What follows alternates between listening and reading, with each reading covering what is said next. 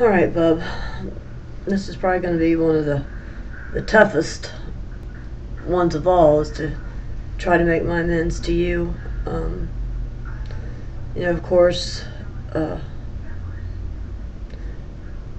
you lived with me the first part of your life up until you was about, I don't know, 5 or 6 years old, and my memory's pretty cloudy back then, so you're going to have to kind of bear with me if I'm wrong on events or occasions.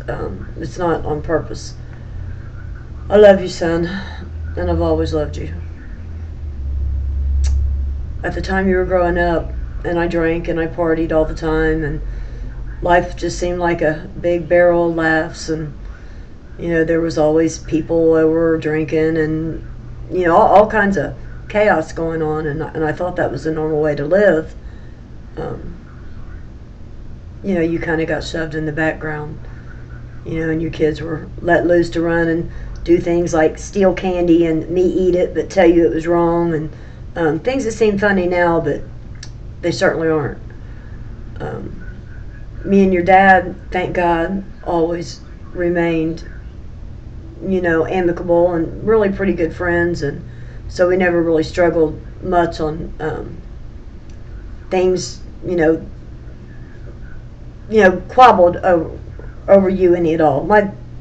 You can tell I'm nervous doing this video, but we never really had any trouble. And you lived with me till you were, I think you were 9, and you began to get into a lot of trouble, breaking windows, and you and your sister Shannon, of course, was always doing something. And you guys didn't have me around a lot. I was either out drinking and running, or we did do some fun things like going out on the boat with a friend of mine, and and there was always men in and out of my life, and it was hard. It was real hard. I think for the most part, when you lived with me, I was I call it grounded, but either I didn't have a car, or I did most of my drinking at home. I love you. I think you can remember when we lived in the trailer out in McGonigal, and I tried my luck at not drinking, and I didn't. Matter of fact, I didn't drink for a few years, but I got real heavy into drugs, and that was behavior that continued till the time I got sober when I was 44.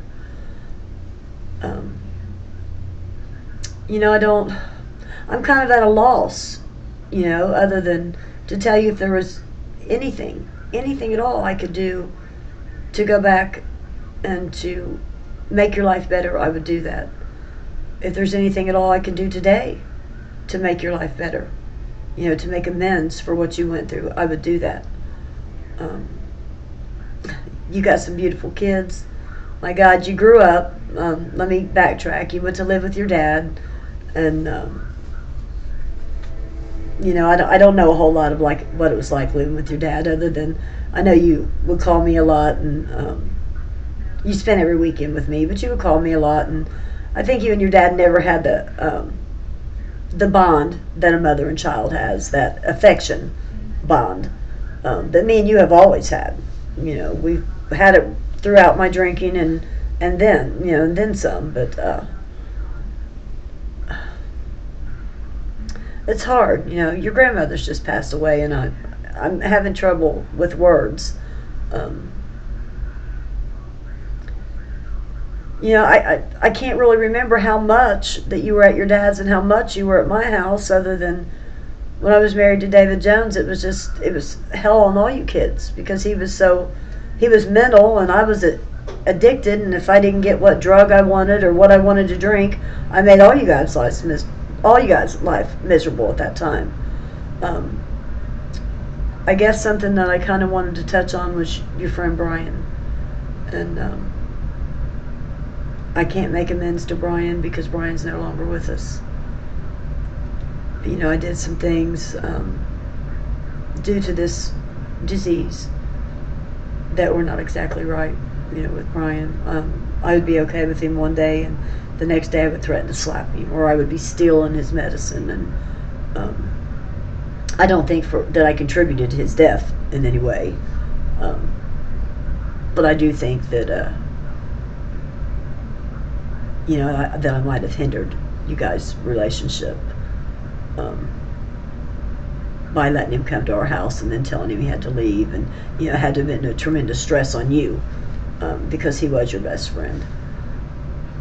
It's been 6 years now, and I've been clean and sober for them 6 years, and me and you have gotten to be pretty close. We've gotten a good relationship. We've got a good relationship. I have great relationships with your kids, and Katie Bug is, she just cracks me up. She's a corker, and little Bubby looks so much like you. And I really just wanted to tell you how proud I was of you. I hadn't heard from you much, or we really didn't have a whole lot to do with each other for the 3 years prior to me getting sober, and I was pretty sure that I had ruined any chance I ever had of having a relationship with you. And then God seen fit just to put us together, and things have gotten better ever since. But I really don't know what I'm trying to say to you here, Bub, other than life's great today. Life's great between us today. My health issues, I'm not going to go into, because they are what they are.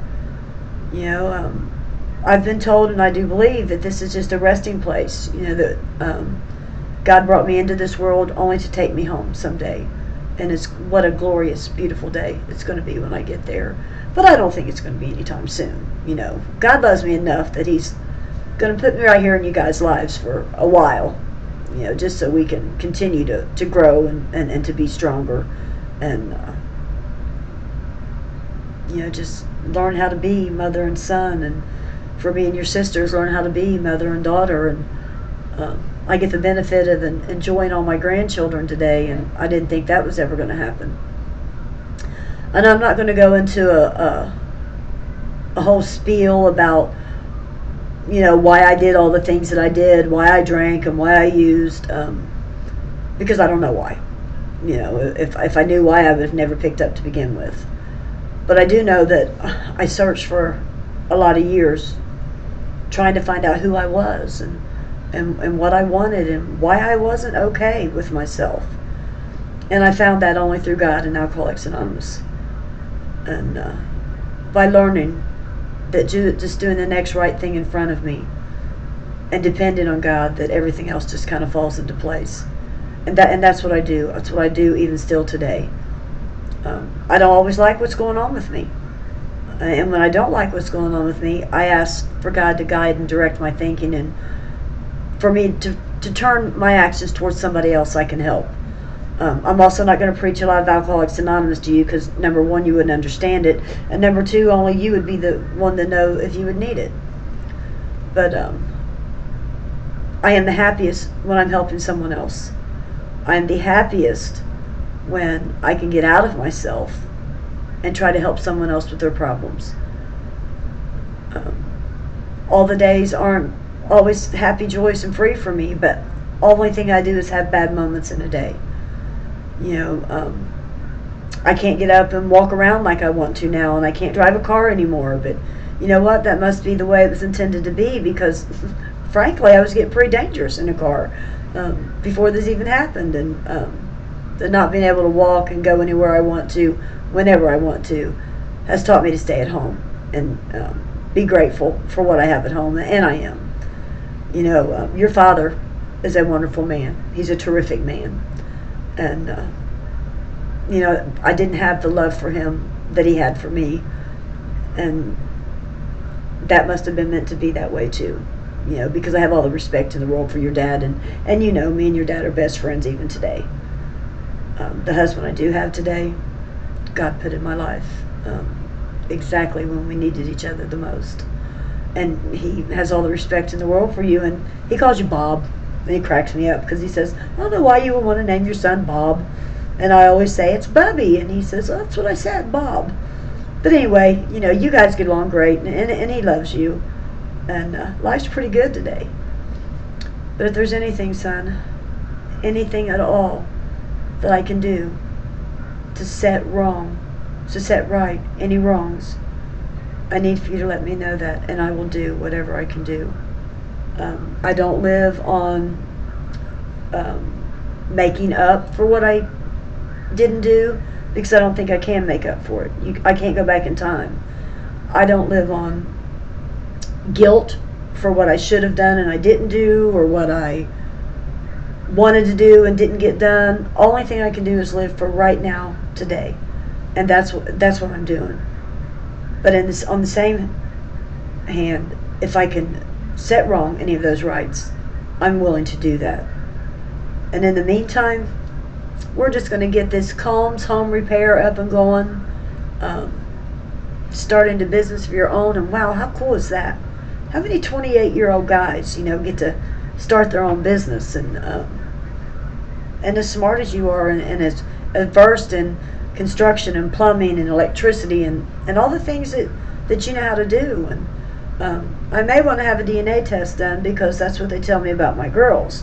The girls are so smart that I need to have a DNA test done, because they didn't get it from me.